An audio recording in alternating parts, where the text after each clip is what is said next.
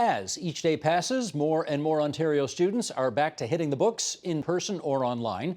With us now for a wide-angled look at this reopening phase, here's Caroline Alphonso, the education reporter for the Globe and Mail, and she joins us off the Danforth in the provincial capital. And Caroline, it's good to see you again. You just watched those interviews by the teacher union heads. What stood out for you? I think one of the things that stood out, one we've been hearing about quite a bit over the last little while, is the issue of class sizes. And how is that playing out in schools across the province?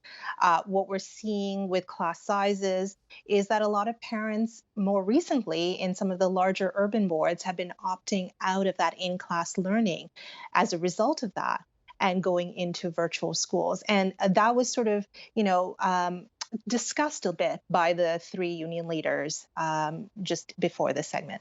Yeah, do you, based on your reporting, know of any, major boards or major schools in this province where they are actually figuring that out tickety-boo? They've got the desks 2 meters apart, the ventilation is good, it's all going exactly the way it should be?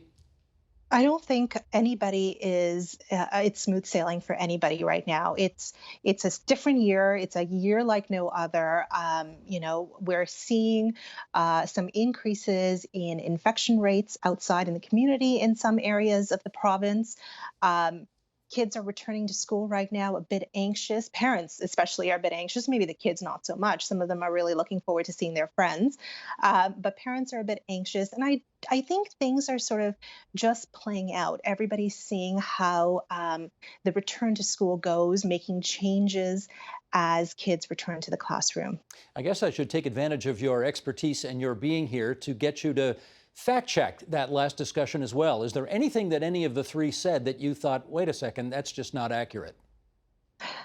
I don't know if what they said was inaccurate. I mean, there was one point where you mentioned the fact that they're looking to increase their membership, and that's why they want smaller class sizes.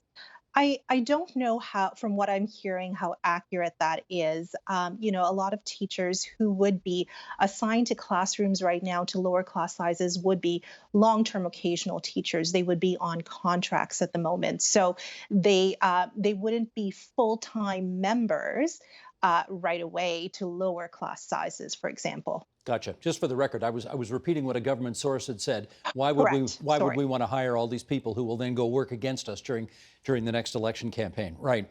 Of course. Um, Having said that, what is being undertaken right now is unprecedented in our lifetimes. We Hmm. are we are trying to send, as many as 2 million, it won't be that many obviously, but as many as 2 million children back into the classroom under much less than ideal circumstances. Is there an understanding out there that the government needs to be cut a certain amount of slack because we are in unprecedented times? Oh boy, Steve. I guess you're correct about the unprecedented times and the fact that maybe perhaps no government has got this return to school quite just right yet. But from what I'm hearing is that there was not enough perhaps planning going on in the early days of the summer. We only got the back to school plan in late July, early August. And even then, there were a couple of boards, Toronto in particular, Ottawa, that had to revise their plans at the very last minute and get things rolling. And to this day, with virtual learning being delayed at a couple of boards, they're still revising plans. So, should they have received slack? I'm hearing that perhaps they needed to do some advanced planning, some creative planning that needed to take place in the month of June and perhaps even earlier. Hmm. And why didn't that happen? The government in June laid out three scenarios for back to school. There was the online, the hybrid model, and the full-time learning.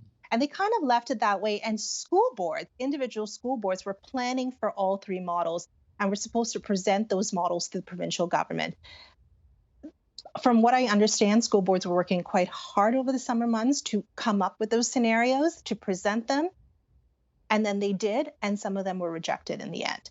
So there was I feel like there needed to be more creativity, creativity on how to build outdoor spaces for kids to learn.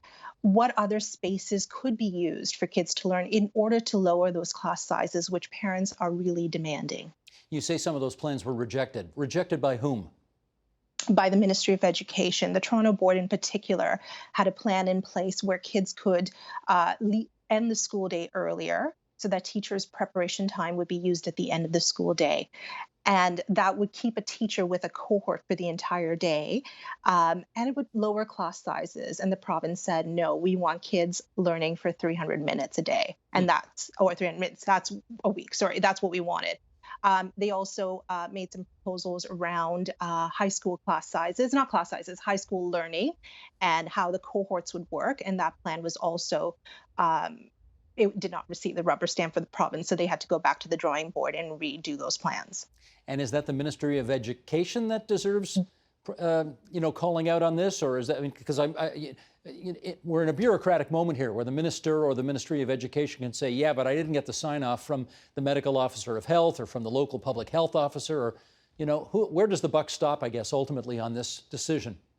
It is with the government. It is with the Ministry of Education. The government is the one that laid out the plans for back to school and how they were supposed to work.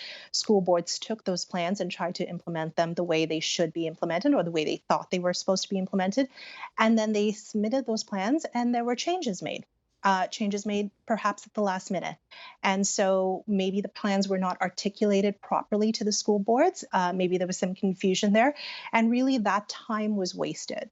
That time of confusion was wasted when back to school plans could have been rolled out much more smoothly than they are right now. Caroline, we know already certainly the high school for the Toronto District School Board has been delayed. The opening has been delayed twice. Of course, usually it's a day after Labor Day. Then they said Tuesday of this week, which would be today. Now they've said Thursday for this week.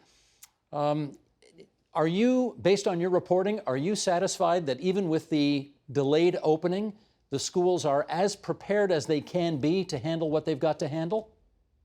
I think so. The delay is for high school students. I know my little one, my eldest, started school today in elementary school. My youngest starts tomorrow, and they have delayed virtual learning, and they delayed that twice because of the number of students in Toronto that have opted, or the number of families in Toronto that have opted to go online as well.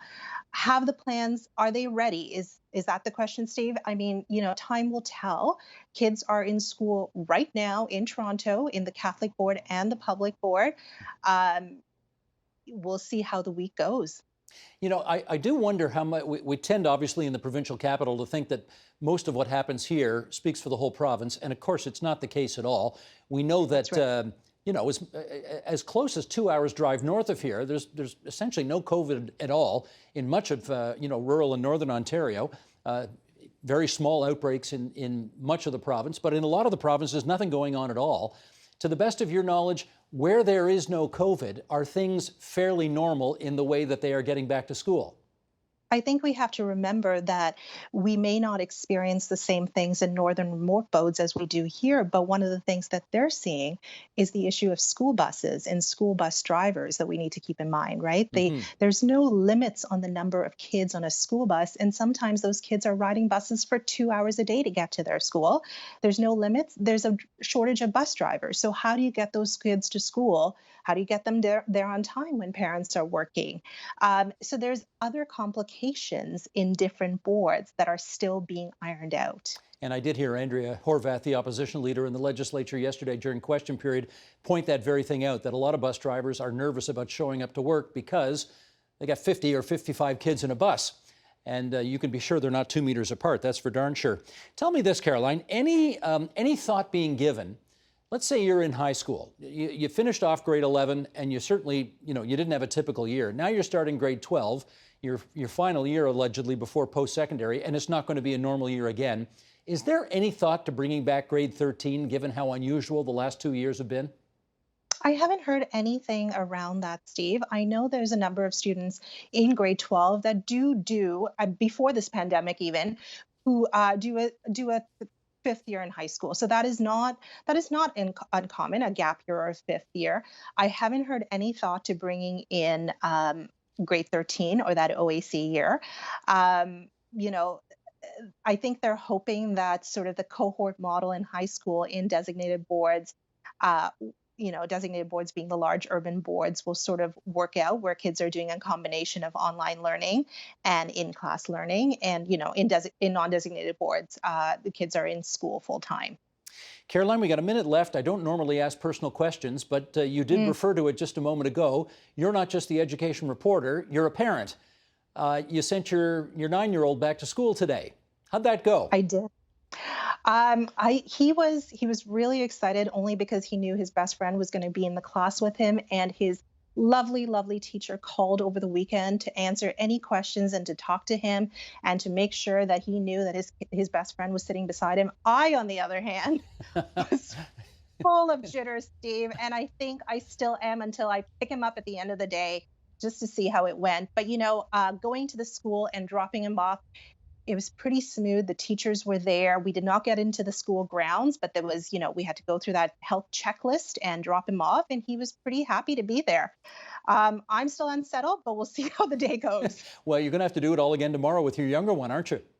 I am. My 5-year-old starts grade 1 tomorrow morning, and she is over the moon excited that she's going to have her own desk.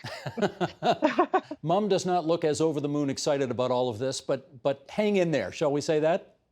Thank you, Steve. I appreciate that. Not at all. That's Caroline Alphonso, whose visits to this program we always enjoy. She's the education reporter for the Globe and Mail, and a bit of a nervous parent, we can say as well.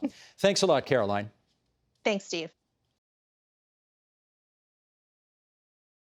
The Agenda with Steve Paikin is brought to you by the Chartered Professional Accountants of Ontario. CPA Ontario is a regulator, an educator, a thought leader, and an advocate. We protect the public. We advance our profession. We guide our CPAs.